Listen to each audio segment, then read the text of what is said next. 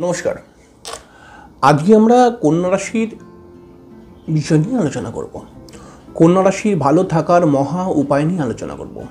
আজকে আমরা আলোচনা করব কন্যা রাশির জন্য, কন্যা রাশির মানুষদের সফল হওয়ার জন্য, নিজের ইচ্ছা পূরণ করার জন্য কিছু ঘরোয়া রেমেডি বা ঘরোয়া প্রতিকার, ঘরোয়া টোটকা বা ঘরোয়া উপায় বলা যেতে পারে।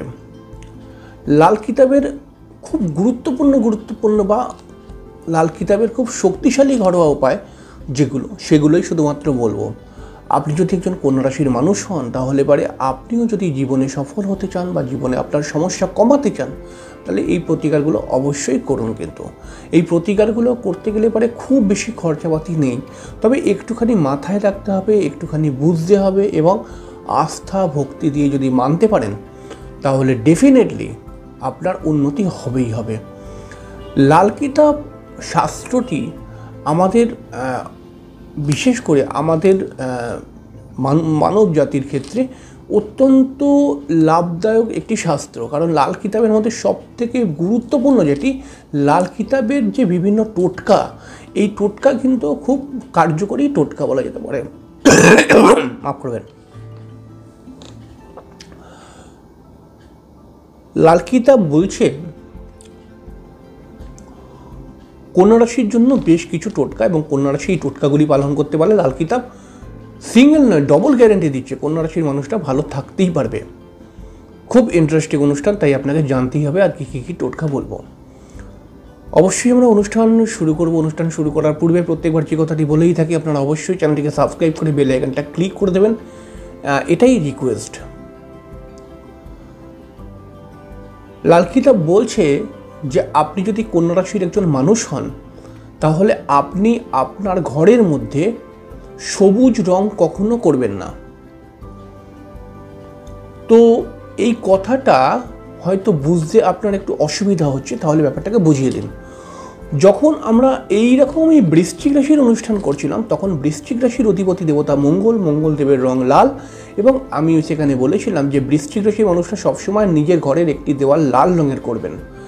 কিন্তু যখন কন্যা রাশির কথা আসছে, কন্যা রাশির ক্ষেত্রে আমরা কন্যা রাশির অধিপতি দেবতা বুধ, এবং বুধের যে রং সেটা হচ্ছে সবুজ।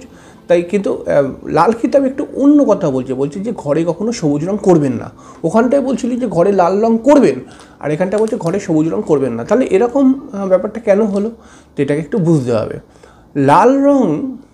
লাল রঙের মধ্যে কি রয়েছে, শক্তি রয়েছে, কারণ সেই রঙটিকে প্রতিনিধিত্ব করে মঙ্গলদেব, এবং বুধ কিন্তু একটি খুব সফট গ্রহ, সরল গ্রহ। এবার যখনই আমরা দেওয়ালের মধ্যে কোনো রং করি আমাদের ঘরের মধ্যে, তাহলে আমরা সেখানে বিভিন্ন কারণে পেরেক পুঁতি বা বিভিন্ন কারণে কিন্তু আমরা দেওয়ালে কিছু হয়তো লিখে দিলাম, বা একটুখানি দেওয়ালটাকে কোনো কারণে হয়তো একটুখানি কেউ হয়তো টেনে দিল, আমি হয়তো টানলাম না, হয়তো অন্য কোনো বাচ্চা আসলো একটুখানি একটা লোহার কিছু দিয়ে টেনে দিল, একটা স্ক্র্যাচ টাইপের পড়ে গেল দেওয়ালটা। যেহেতু এই লাল রংটার অধিপতি দেবতা মঙ্গলদেব, তাই মঙ্গলদেব কিন্তু এখানে যেহেতু শক্তির কারক, তাই মঙ্গলদেব কিন্তু ব্যাপারটাকে নিয়ে নিচ্ছে, কোনো অসুবিধা করছে না। বিষয়টা বোঝাবার রয়েছে, তবে ব্যাপারটা হচ্ছে এরকম যে যেহেতু মঙ্গলদেব, তাই কিন্তু এই জায়গাটায় সেই রকম সমস্যা আসছে না, মঙ্গলদেব ব্যাপারটাকে সহ্য করে নিচ্ছে। কারণ মঙ্গলদেব শক্তিরই দেবতা, তার লড়াই করাই হচ্ছে কাজ। তো এই জায়গাটা যেহেতু তিনি একজন সোলজারের মতো, তাই ব্যাপারটাকে কিছুটা সে মেনেও নিচ্ছে অনেক সময়। কিন্তু বুধের ক্ষেত্রে এরকম হবে না। এবার আপনি যদি দেওয়ালে সবুজ রং করেন, এবং সেই দেওয়ালটা কোনো কারণে যদি পেরেক দিয়ে ফুটো করতে হয়, বা সেই দেওয়ালটা যদি কেউ স্ক্র্যাচ করে দেয়, তাহলে পরে কিন্তু আপনার জন্মছকের বুধ খারাপ হতে শুরু হয়ে যাবে। কারণ বুধের মধ্যে কিন্তু সেইটা নেবার মতো ক্ষমতা নেই, মঙ্গলের মধ্যে রয়েছে। তো সেই ক্ষেত্রে কী হবে, বুধ আপনার অটোমেটিক্যালি খারাপ হবে, এবং এর ফলে কিন্তু বুধের নেগেটিভ ফল পাবেন। এই জন্য শাস্ত্র বলেছে যে আপনি সবুজ রং করবেনই না। এইবার ধরুন আপনি একজন এমন মানুষ যে আপনার দেওয়ালের মধ্যে কখনোই পেরেক পোতার কোনো সম্ভাবনা নেই, আপনি একজন এমন মানুষ যে আপনার দেওয়ালের মধ্যে কোনো স্ক্র্যাচ করার কিছু সম্ভাবনা নেই, তাহলে আপনি অবশ্যই সবুজ রং করতে পারেন, এতে কিন্তু আপনার লাভ হবে। কিন্তু যদি আপনি সবুজ রং করে ফেলেন এবং তারপরে বিভিন্ন কারণে দেওয়ালটা পেরেক দিয়ে ফুটো করতে হয়, বিভিন্ন কারণে পেরেক দিয়ে ফুটো করে আমাদের ডিল ফিল করে অনেক কিছু করতে হয়, তো এরকম যদি হয় তাহলে কিন্তু বুধ খারাপ হয়ে যাবে, যদি না হয় তাহলে আপনি করতে পারেন, অসুবিধা নেই। এছাড়াও লাল কিতাব বলছে যে কন্যা রাশির মানুষদের কিন্তু অবশ্যই একটি সবুজ রত্ন নিজের হাতের মধ্যে ধারণ করা উচিত। যদি পান না ধারণ করতে পারে তো ভালো, আর নচেত একটি সবুজ রত্ন ধারণ করতে পারেন। তবে এখানে একটি কথা বলে দিই যে দেখুন, যখন আমরা জ্যোতিষ কেন্দ্রিক পড়াশোনা করেছি তখন আমাদেরকে একটি কথা সবসময় শেখানো হয় যে কখনোই রাশি দেখে প্রতিকার হয় না, লগ্ন দেখে প্রতিকার হয়। এবারে দেখুন, যদি আপনি একটা কন্যা রাশির মানুষ হন এবং আপনি যদি নিজের জন্মছককে চেক করিয়ে প্রতিকার করতে চান যে আমার জন্মছকটাকে ভালো করে দেখুন তো আমার পান্না পড়া উচিত কি না, তাহলে কিন্তু বেশিরভাগ সম্ভাবনা থাকে যে আপনার জন্মছকে কন্যা রাশি হলেও লগ্ন হয়তো অন্য কিছু হবে, এবং সেই ক্ষেত্রে লগ্ন থেকে যেহেতু প্রতিকার দেওয়া হয়ে থাকে তাহলে লগ্ন থেকে প্রতিকারের হয়তো পান্না মিলছে না। তাহলে পরে আপনি যদি এরকম মানুষ হন যে আপনি কন্যা রাশি কিন্তু আপনি লগ্ন থেকে প্রতিকার করার চেষ্টা করছেন বা জন্মছক দেখিয়ে বা প্রতিকার করার আগে জন্মছক বিচার করাচ্ছেন, তাহলে কিন্তু আপনার পান্না চলবে না। আর যদি আপনি এই সব দিকে না গিয়ে শুধুমাত্র আপনি কন্যা রাশি বলে একটি সবুজ রত্ন ধারণ করে নেন, তাহলে আপনি দেখে নেবেন আপনি কিন্তু নিজের জন্মছক চেক করাননি, আপনি শুধু কন্যা রাশি একটুখানি জেনে একটি প্রতিকার করে নিলেন, ডেফিনেটলি সেই প্রতিকার আপনার কাজ করবেই করবে।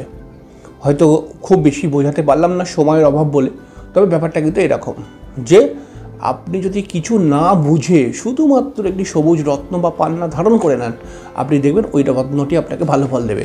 আপনি যদি নিজের জন্মছক চেক করিয়ে রত্ন পড়বো বলে মনে করেন, তো সেক্ষেত্রে পান্না নাও লাগতে পারে এবং পান্না পড়লে আপনার সমস্যা চলেও আসতে পারে। এটা আপনি দেখে নেবেন, প্র্যাকটিক্যালি এরকম জিনিসই হয়।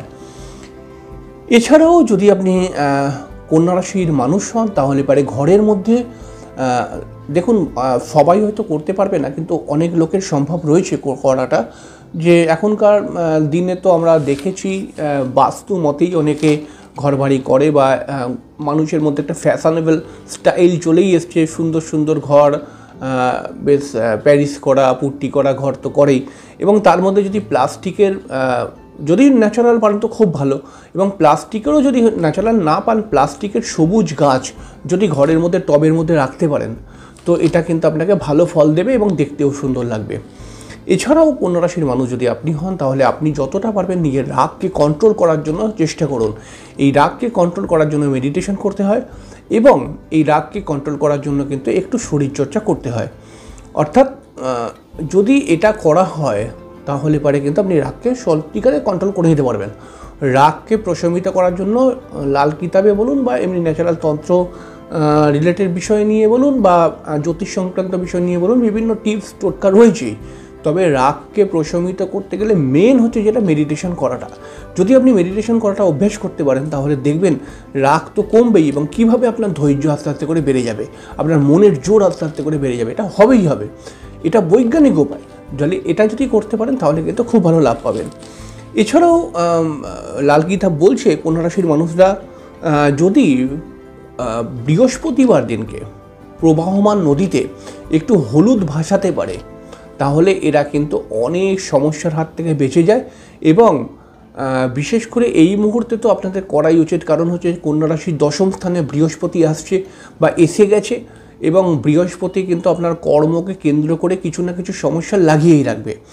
তাই আপনি যদি প্রত্যেক বৃহস্পতিবার কোনো জলাশয়ে গিয়ে আপনি অল্প একটুখানি হলুদ, সেই বাড়িতে যে রান্না করে ওই হলুদ নয় কিন্তু, মানে ওই হলুদটা নিয়ে যাবেন না, একটা নতুন হলুদ কিনে বা একটা নতুন হলুদ কিনে একটুখানি প্রবাহমান মানে নদীতে ভাসিয়ে দেবেন, না বাদ বাকিটা প্যাকেটে মুড়ে রেখে দেবেন কোনো একটি আলাদা জায়গায়।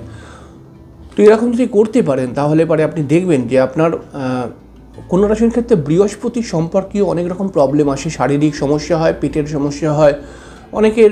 এই সময় দেখতে পাওয়া যাবে যে কর্মকে কেন্দ্র করে সমস্যা আসছে এবং পারিবারিক টেনশন বা মানসিক অশান্তি ক্রিয়েট হচ্ছে।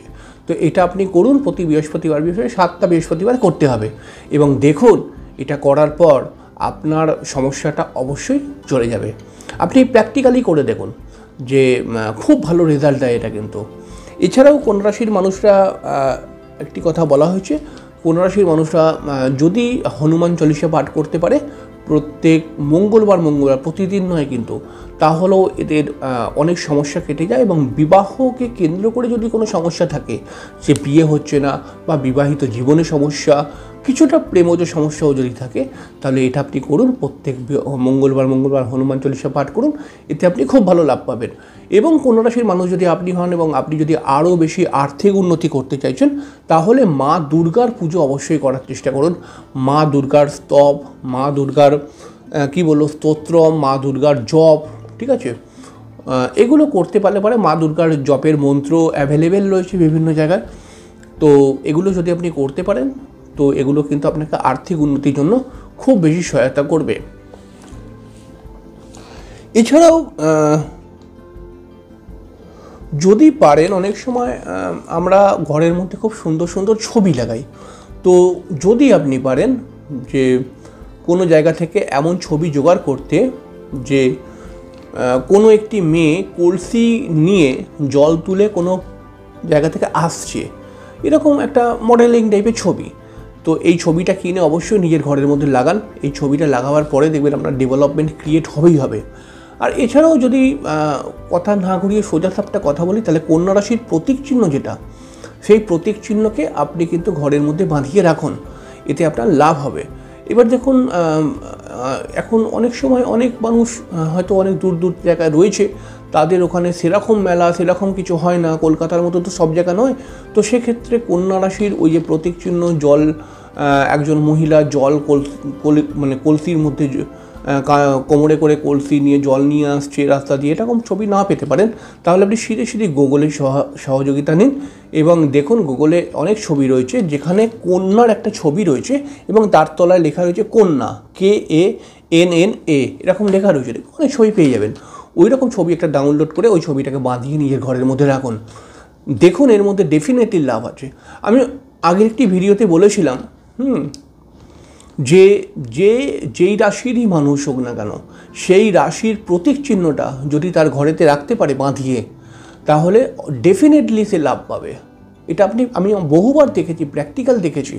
এছাড়াও কন্যা রাশির মানুষ যদি আপনি হন, তাহলে যদি পারেন বুধবার দিনকে উপোস রাখার চেষ্টা করুন। আর যদি বুধবার উপোস রাখতে না পারেন, তাহলে পরে একাদশীর দিনকে অবশ্যই নিরামিষ খাবার এবং ফলাহার করার চেষ্টা করুন, এতে ডেফিনেটলি আপনার কিন্তু লাভ হবে। এবং এই একাদশীর দিন যদি উপোস করেন বা বুধবার দিনকে যদি প্রত্যেক বুধবার উপোস করতে শুরু করেন, তাহলে বুধ আপনার অটোমেটিক্যালি ভালো হয়ে যাবে। এতে আপনার ব্যবসার দিকে লোকের সঙ্গে, আপনার ব্যবসাকে বৃদ্ধি করার জন্য লোকের সঙ্গে যে কমিউনিকেশন করার জন্য কমিউনিকেশনের জায়গাটা কিন্তু আপনার অটোমেটিক্যালি ভালো হতে শুরু হয়ে যাবে। এছাড়াও যদি পারেন নিজের বাড়ির মধ্যে কোনো এমন গাছ লাগান যেই গাছের পাতাটা একটু বড় বড় সবুজ রঙের, তো এটাও আপনি লাগান, এটাও কিন্তু ভালো ফল পাবেন। এবার দেখুন, আমি যে এই যে টোটকাগুলো বললাম, এটা লাল কিতাবের খুব প্রমাণিত টোটকা। এগুলো করতে গেলে এবারে খুব বড় বড় কিছু করতে হয় না, কিন্তু খুব দামি কিছু রেমেডি কিন্তু বলিনি। যদি আপনার মনে ভক্তি থাকে, আস্থা থাকে এবং আপনি যদি নিজের জীবনের উন্নতি চান, তাহলে একবার করুন এবং করে দেখুন। তবে হ্যাঁ, একবার করেই ভুলে যাবেন না, এটা কিন্তু করবেন কয়েকদিন, ঠিক আছে? কমসে কম 7 সপ্তাহ করার চেষ্টা করুন। উপোস করলে 7 সপ্তাহ করুন।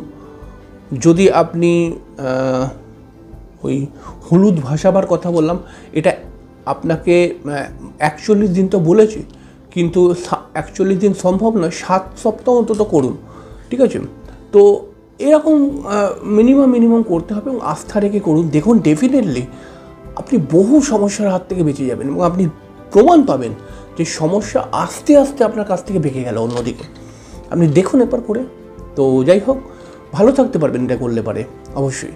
যাই হোক, অবশ্যই অনুষ্ঠানটা এখানে শেষ করলাম। পরের দিন আরেকটি অনুষ্ঠান নিয়ে চলে আসবো। ততক্ষণের জন্য নমস্কার, অনেক ভালো থাকবেন।